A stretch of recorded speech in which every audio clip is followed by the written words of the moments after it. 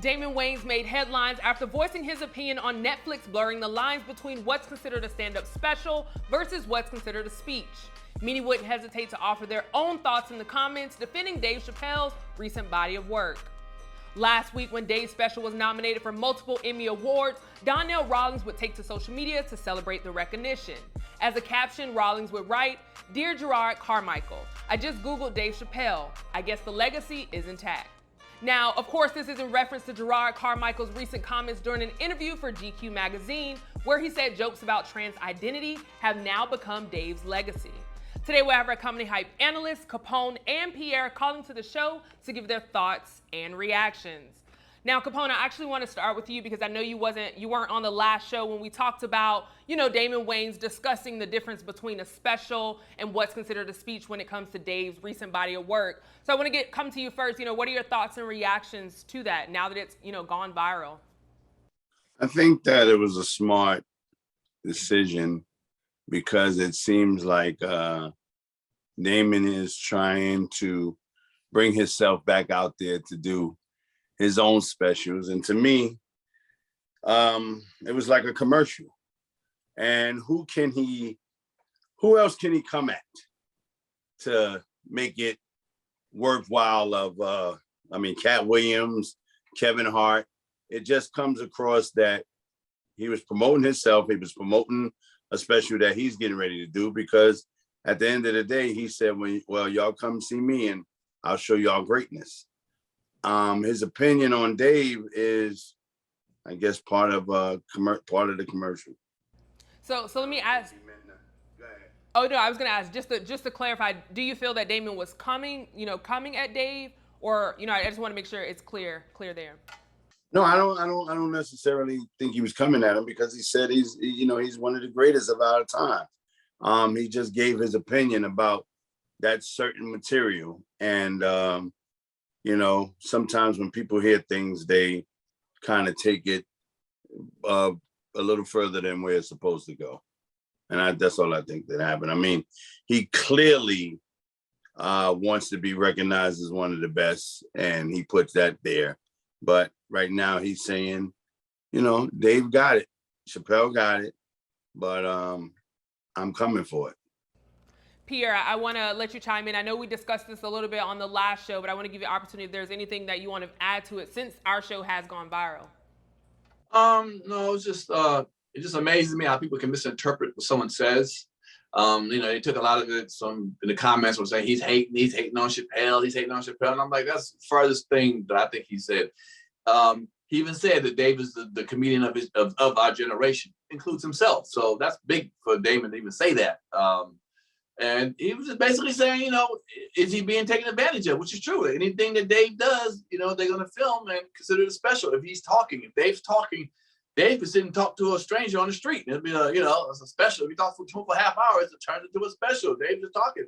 I don't blame Dave. It's the business. He's hot right now, so anything Dave does, they're going to show it. And if it was an acceptance speech, it is what it is. Now, if you want to turn it into a special, if Netflix wants to call it a special, by all means. I don't think Dave Chappelle said I got a new special coming out. It's they said it, and Damon just said, hey, is it a special? Is it a speech? Are we just taking anything that Dave says and turns it into a special because he's hot? Is Netflix taking advantage of him? They're trying to get that $60 million back. Now, as I mentioned earlier, Donnell Rawlings would come to the defense of Dave Chappelle also because Jerrod Carmichael would say some comments about Dave Chappelle's legacy, pretty much being covered up in this trans identity. And this is what he said, and I'll say it again. He says, "Dear Jerrod Carmichael, I just Googled Dave Chappelle. I guess the legacy is intact." Capone, I want to come back to you and get your reactions. What are your thoughts on Donnell Rawlings coming to the defense of Dave Chappelle against Jerrod Carmichael? Well, for the money that Dave Chappelle put in Donnell Rawlings' pocket for his special, Donnell will protect Dave over his mother. And I would do the same thing.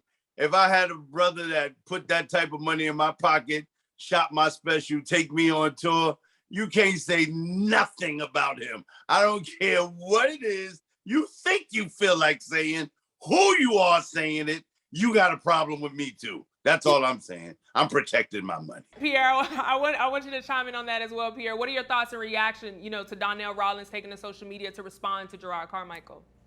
Being that I know both of them personally, and I've started back when they started back in Washington, D.C., I think it's more than just money. I think it's a kinship, a friendship that they've known each other for a long time. That's a friendship. Even if Dave wasn't paying them that much, I think the friendship, what's the name? Capone said, I protect damn near more than my mother. So I think it's a lot of that friendship, and he just felt that he came at him in the wrong way. That's his homeboy. They've known each other for years, damn near 30 years of friendship. You ain't gonna let somebody just slide in there and just talk some shit. A newbie just come in and start talking shit about your boy. You're gonna stand up and protect him, and he had every right, and I think he was right with what he said. So, well, I hope that y'all will protect me just as much. Now, now, of course, social media, a lot of people chime in, a lot of people did come in and comment on, this status that was released. And I want to read one of the comments specifically that Donnell actually responded to. So here's what the user said. They said, at least Jerrod can make good specials. You are still riding off Chappelle's coattails. And don't say you aren't. At least Jerrod paved his own way with his own style, unlike yourself. Chappelle is a comedy goat, but doesn't mean he can't take criticism. Now, Donnell would respond to that by saying, I'm riding the coattails of the work I put in on Chappelle's show and also a 30-year career. Maybe you should Google me. Taking criticism from who? It's rules to this, sir. Don't get caught up in the BS. You can be a fan of whoever you want. Facts are facts. Your caption with your picture is exactly how I feel. You nailed it. Pierre, I'll start with you. What are how do you feel about the comments that, this user made towards Donnell? It was asinine. I'm being honest with you. It's asinine. Donnell Rawlings had a career of some, wasn't as huge as it is now before Chappelle. He got in the room with Chappelle for a reason. But first of all, they knew each other for a long time, but he came down.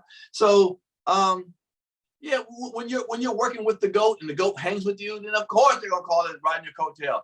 That's almost shamefully saying that Scottie Pippen is only Scottie Pippen because of Michael Jordan. He rode his coattail.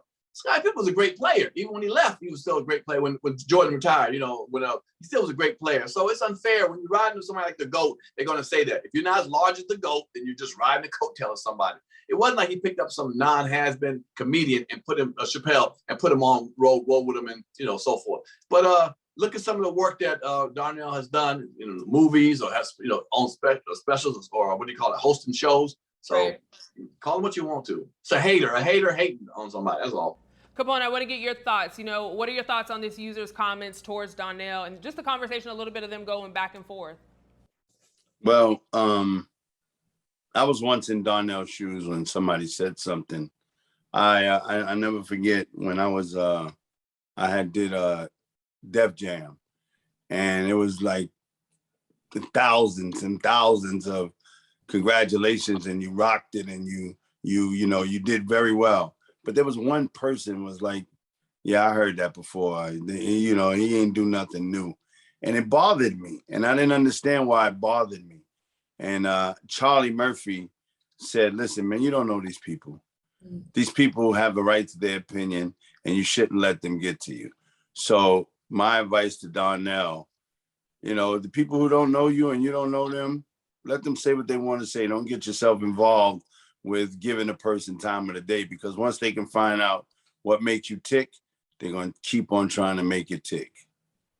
And I think that's great advice for, any comedian watching or just anybody that's in any industry watching this. So thank you for that. Now, Pierre, I want to come back to you because I know last week, and this conversation brings up so many layers, right? Last week we touched on, the difference between a special and a speech and, just what effect we feel like Netflix is having on the comedy community or just the work of it. But I want to talk about, what makes a comedian great, a stand-up comedian great. We see Chappelle releasing more and more content. He just, received the Emmy and just things like that. When we're talking about awards and stand-ups and material and content, what makes a stand-up a great stand-up? Is it the Emmys? Is it, having a lot of work? What does it take to make a stand-up truly great? First, you got to go to the pure essence of a stand-up. The awards and all that is extra because some people don't win awards. Eddie Murphy never won an Oscar. He wasn't a great actor. You know what I'm saying? So let's not act like awards should define greatness. It really shouldn't. But people, that's how they find it. It's first the talent itself. A comic who stays relevant, who is fearless, when they perform, who moves the needle, who says something, not just, goofy shit up there, but actually says something that people think about. You move society, you talk about social issues, and you move society, you move what people are doing. And you're funny, you don't have to be the most hilarious person in the world, but you say something that moves something. To me, that makes me, that to me considers a great special, especially when you go against what everyone goes rides, does so easily. There's we have certain jokes, that certain kind of material. They say, you know what, I'm a butt that. I'm gonna go against it. I'm gonna go against the grain of certain things. That to me makes a great comedian. If you win awards, fantastic. If you don't, I still think you can be a great comedian without awards, and you can be a goofy comedian with awards. So it doesn't really make a difference awards wise. Or the amount of specials, because some people can make fewer specials and still be beasts. There's a guy named Bill Hicks didn't have one special. He was a beast. There's a couple of them that didn't have a chance to have a lot of speeches, specials. Bernie Mac never had a special, and he's great. Not a special. Yeah, I was going to ask you to expand on that. So, Capone, I'll bring that to you. When we're talking about a great stand-up special, sometimes people can get caught up, of course, in the awards and things, but just the amount of specials. So, does the amount of specials that a person does or puts out, does that add to making them a great stand-up comedian? No. A prime example is, I think Cat Williams have a plethora of great specials, but the last one I don't think was that special to me. That's just my opinion. And I mean, I love Cat to death, but I just think somewhere along the line that was put together. But who am I? I'm trying to get a Netflix special, and I've reached out to several people and I haven't got one yet. And I think that I'm a great comedian. As a matter of fact, I'm gonna have a conversation with Mr. Dion Cole about that. So I talked to a couple of other comedians, and they, a lot of people say they can do certain things, but they don't. So I'm gonna just leave it at that. Well, after you have that conversation, we'll make sure, we get you a special here at Hype Plus, because I know, Pierre, you have a special coming out with Hype Plus. Great special. Excuse me, a great special coming out. And I saw your reaction, so I wanted to see if there was anything that you want to chime in there as well. No, I think Capone's right, but like I said, it's not a volume. It's not a volume. And every comic is great who has a whole bunch of special. They're not going to hit a home run all the time. Jordan didn't hit 30 every 25 or 20 points every game. He missed. Sometimes he didn't have 20 and 30. So it doesn't matter about the amount of specials. It's just, are you a comedian that's great? You just have, sometimes you put a lot of specials, maybe too many out. But there are some good ones in there. So it doesn't matter about the amount. Absolutely. Well, as always, I appreciate y'all for chiming in on this one. I have two great comedians that I get to share this platform with. So I appreciate y'all for chiming in. Before we head out, I do want to give you all the opportunity to let us know what you have coming up and how people can get in contact and follow you. So, Capone, I'll start with you. What do you have coming up, and how can people follow you? This weekend, 5 shows in Mississippi, Jackson, Mississippi, at the new Chuckles. I'll be there with my young boys, throwing down, telling jokes, making people laugh. Just need them to come out. Absolutely. I love it. Pierre, what do you have coming up, and how can people follow you? Real quick, as you haven't seen me in the hotel, I'm in Tulsa, leaving Tulsa. I made a funny joke about Tulsa, but they came out and represented, man. Thank you so much, everybody from Tulsa, for supporting me, man. It was a great show last night. Really, really great show. But I'm coming to Atlanta next week, the 22nd, 23rd. I'll be at the Uptown Comedy Club in Hapeville. Make a chance to sit down in the studio. We can do some talk. I might be in studio next week. And you can reach me on my social media platform at Comic Pierre. Season 3 of Pierre's Panic Room is on. We have TK Kirkland. It's been great. So thanks for all the support and all the comments, because I do look at the comments. Absolutely. And again, I appreciate y'all for chiming in on this topic. But you heard from us. Now we want to hear from you in the comments below. What are your thoughts on Donnell Rawlings defending Dave Chappelle's legacy? For Comedy Hype News, I'm Symphony Thompson. Put it in the comments. Put it in the comments. Do you know the comedy culture? Play Comedy Hype, the game. Out now.